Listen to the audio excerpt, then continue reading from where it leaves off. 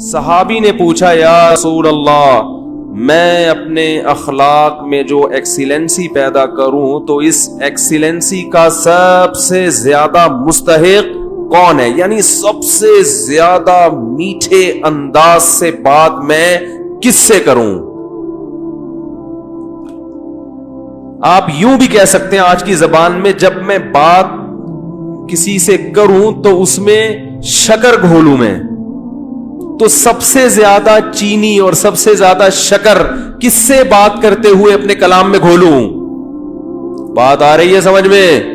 آپ صلی اللہ علیہ وسلم نے فرمایا امک، پوری کائنات میں سب سے میٹھے انداز سے اگر تم نے بات کرنی ہے تو سب سے زیادہ رائٹ یہ کس کا ہے؟ تمہاری، بولو نا، ماں کا۔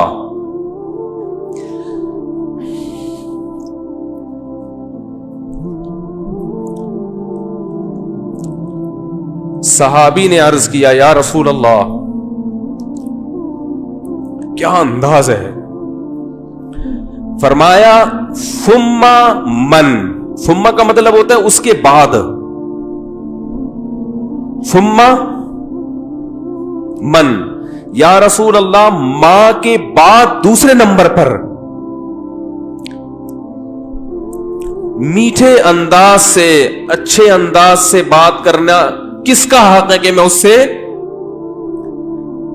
اچھے انداز سے بات کروں؟ ماں کے بعد، ماں کا تو پتہ چل گیا، دوسرے نمبر پہ جو میں سب سے بہترین اور مٹھاس کے ساتھ بات کرنی ہے، اخلاق میں ایکسیلنسی پیدا کرنی ہے، ماں کے بعد دوسرے نمبر پہ کون ہے وہ؟ تو آپ صلی اللہ علیہ وسلم نے کیا جواب دیا؟ فرمایا امک، ماں کے بعد دوسرا نمبر بھی کس کا ہے؟ بولو بھائی، کیا عجیب انداز ہے۔ حالانکہ یہ عام عرف کے مطابق جواب سوال کے مطابق، بولو بھائی، نہیں ہے۔ مجھ سے اگر کوئی پوچھے کہ سب سے بڑا حق کس کا، میں کہوں ماں کا، وہ کہ اس کے بعد کس کا، تو میں کہوں ماں کا، وہ کہے میں اس کے بعد کا پوچھ رہا ہوں، اس کا تھوڑی پوچھ رہا ہوں۔ تو یہ سرسری نگاہ سے دیکھا جائے تو یہ بلاغت والا کلام نہیں ہے، یہ غلط کلام ہے اگر سرسری نگاہ سے دیکھا جائے، کیونکہ ہم پوچھ رہے ہیں کہ اس کے بعد، ماں تو پتہ چل گیا، ماں کے بعد اس کے علاوہ بتائیں آپ، لیکن نبی دوبارہ کس کا نام لے رہے ہیں؟ یہ سرسری نظر میں یہ کلام بلیغ نہیں ہے، لیکن حقیقت میں یہ بلاغت کے اعلی معیار پہ پہنچا ہوا کلام ہے، کیونکہ بات کو دل میں اتارنے کا اس سے بہتر طریقہ نہیں ہو سکتا تھا کہ ماں کے بعد دوسرا نمبر بھی کس کا ہے؟ ماں کا۔ اس کا مطلب کیا ہے کہ ماں کے بعد اگر تم یہ سمجھتے ہو کہ کسی سے بہت ہی میٹھے انداز میں بات کرنی ہے تو یہ حق دوبارہ ماں کو دے دو۔ دوبارہ کس کو دے دو؟ صحابی نے پھر پوچھا یا رسول اللہ ثم من، دیکھو صحابی کا انداز بھی کیا ہے، وہ چونکہ ان کو یہ تھا کہ مجھے ماں کے علاوہ اب چاہیے کہ کون ہے، اور نبی نے دوبارہ کس کا نام لے لیا؟ ماں کا۔ لہذا صحابی نے پھر اپنے سوال کو ریپیٹ کیا، کیونکہ وہ یہ سمجھتے تھے کہ مجھے میرے سوال کا جواب نہیں ملا۔ تو انہوں نے تیسری دفعہ پوچھا یا رسول اللہ ثم من، یا رسول اللہ تیسرے نمبر پہ کون ہے؟ تو آپ صلی اللہ علیہ وسلم نے فرمایا امک، تیسرے پہ بھی کون ہے؟ بولو بھائی، یہ ہے ویمن رائٹس۔ یہ کیا ہے؟ یہ جو بے شرم لوگ حقوق نسواں اور عورتوں کے حقوق کے نام پہ الو بنا رہے ہیں نا، ان کی باتوں میں مت آیا کرو۔ ان کا مقصد صرف عورت کو کپڑوں سے آزاد کرنا ہے، اور مرد کی دسترس سے آزاد کر کے مرد کے مقابلے میں لا کے مرد کا دشمن بنانا تاکہ مرد عورت سے محبت کرنا چھوڑ دے, اس کا حق دینا چھوڑ دے. تمہیں اسلام نے عورت کے جو حقوق بیان کیے ہیں اس کے بعد ہمیں کسی اور سے عورت کے حقوق کو سمجھنے کی ضرورت نہیں ہے. ہمیں کسی لبرل سے, کسی حکومت سے, کسی ویمن رائٹ سے, کسی سے ہمیں سمجھنے کی ضرورت نہیں ہے. ہمیں اسلام نے بتا دیا ہے کہ ماں کے روپ میں عورت کا کیا حق ہے, بیوی کے روپ میں عورت کا کیا حق ہے, کہ بیٹی کے روپ میں عورت کا کیا حق ہے, بہن کے روپ میں عورت کا کیا حق ہے. اور یہ جو لبرل لوگ ہیں یہ صرف گرل فرینڈ کے حقوق جانتے ہیں, گرل فرینڈ سسٹم معاشرے میں لانا چاہتے ہیں, تمہیں درندہ بنانا چاہتے ہیں, تمہیں زانی بنانا چاہتے ہیں, تمہیں بدکار بنانا چاہتے ہیں. ان کا کوئی فیملی سسٹم نہیں ہے. جو قوم نکاح کی قائل نہ ہو ان کے ہاں ماں بہن بیٹیاں ہوتی ہیں.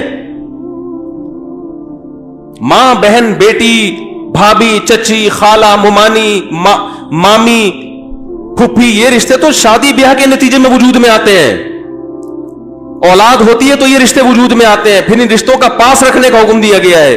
جن قوموں میں ہر رشتے ہی نہیں ہے تم ان سے سیکھ رہے ہو کہ عورت کے حقوق ہمیں بتاؤ. تو آپ صلی اللہ علیہ وسلم نے کیا فرمایا؟ تیسرے نمبر پہ کس کا حق ہے؟ بولو بھائی, ماں کا. پھر صحابی نے پوچھا ثم من. اس کے صحابی بھی پوچھتے جا رہے ہیں, دیکھو رک نہیں رہے, کیونکہ ان کے سوال کا جواب مل نہیں رہا کہ یا رسول اللہ آپ ماں کا تذکرہ ختم کریں گے تو پتہ چلے گا کہ ماں کے بعد کس کا حق ہے. تو آپ صلی اللہ علیہ وسلم نے ارشاد فرمایا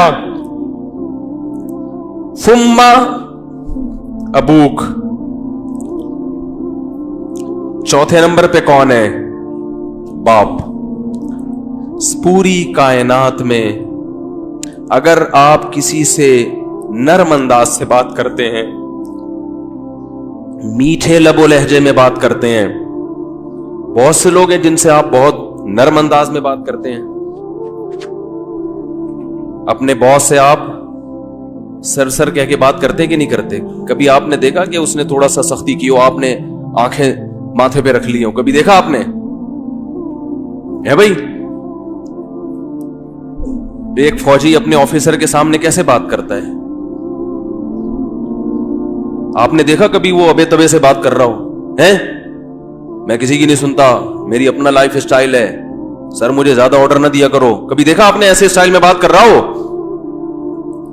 سر یہ جو آپ ہر وقت کی نصیحتیں کرتے ہیں مجھے سمجھ میں نہیں آتی. آفیسرز کر رہے ہوتے ہیں نا, فوج میں چونکہ زیادہ احترام ہے اس لیے میں ان کی مثال دے رہا ہوں. ایک بریگیڈیئر آیا اور ایک عام فوجی کو سمجھا رہا ہے کہ یہ کیا کرو, یہ کیا کرو. وہ جواب میں کبھی دیکھا کہ سر یہ زیادہ نصیحتیں مجھے اچھی, بولو نا سر مجھے نہیں اچھی لگتی ہیں زیادہ ہر وقت کی نصیحتیں. حالانکہ وہ آفیسر اس کو تنخواہ نہیں دے رہا, تنخواہ اس کو گورنمنٹ دے رہی ہے. اس آفیسر کے اس پر احسانات نہیں ہے, صرف ایک ڈسپلن کو برقرار رکھنے کے لیے آرڈر دیا ہے کہ تمیز سے بات کرو.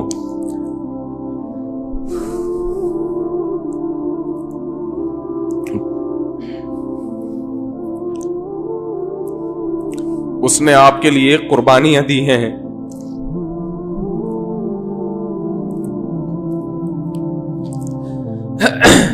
وہ آپ کے لیے لوگوں سے لڑا ہے. لڑتے ہیں کہ نہیں لڑتے؟ بھائی میرے بیٹے کو گالی دی کیوں تو نے؟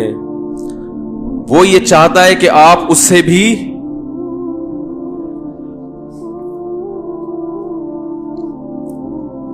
آپ اس سے آگے چلے جائیں.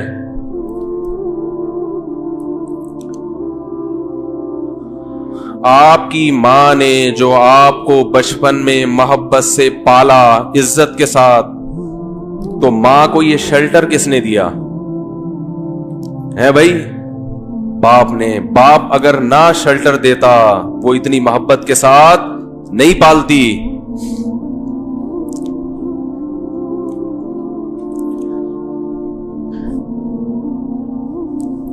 یہ ٹاپک مجھے چینج کرنا پڑے گا, میری میٹر جو ہے نا شارٹ ہو جاتا ہے, بولا نہیں جاتا اس ٹاپک پر.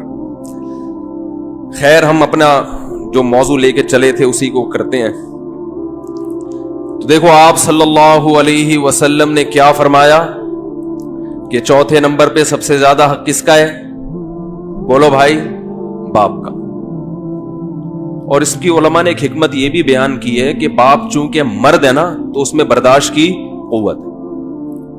ماں میں برداشت نہیں ہوتی, اس سے بدتمیزی کرو گے بیچاری روتی رہے گی, باپ کھینچ کے 2 تھپڑ ایسا ہی ہے نا, باپ سے زیادہ نہیں اور لگا دے گا 2-4 کی. ماں بیچاری کڑتی رہتی ہے بیٹھ کے.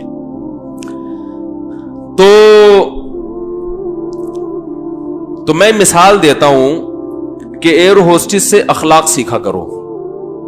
جس اسٹائل میں ایئر ہوسٹس آپ سے بات کر رہی ہے تو جب ماں سے بات کرو نا تو اس اسٹائل میں 3 چمچ چینی, 3 چمچ حدیث میں 3 گنا ہے نا, تو جتنی چینی آپ اپنے باس سے بات کرتے ہوئے اپنے کلام میں ملاتے ہو, اپنی ماں سے بات کرتے ہوئے 2 چمچ اس میں اضافی ڈال لیا کرو, تو ٹوٹل کتنے ہو جائیں گے؟ 3 چمچ ہو جائیں گے. اتنا میٹھا کلام ہونا چاہیے کس سے بات کرتے ہوئے؟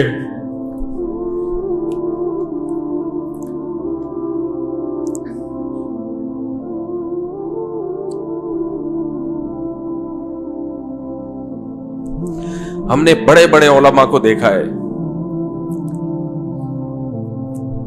ان کے والدین بالکل دیہاتی, کچھ بھی نہیں آتا ان کو, بالکل گوار, نہ بات کرنے کی تمیز, نہ اٹھنے بیٹھنے کی تمیز, لیکن بیٹے بن گئے بہت بڑے عالم, اللہ نے بڑی عزت دی.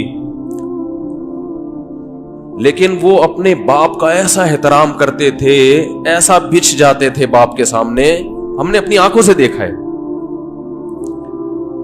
کہ لگتا ہی نہیں تھا کہ یہ کوئی کیا عالم ہے, کوئی مفتی ہے, کوئی بزرگ ہے. تو کیونکہ جذبات ساتھ نہیں دے رہے, ورنہ ایسے کچھ واقعات آپ کو سناتا. بھائی اللہ کا حکم ہمارے لیے کیا ہے؟ کافی ہے نا.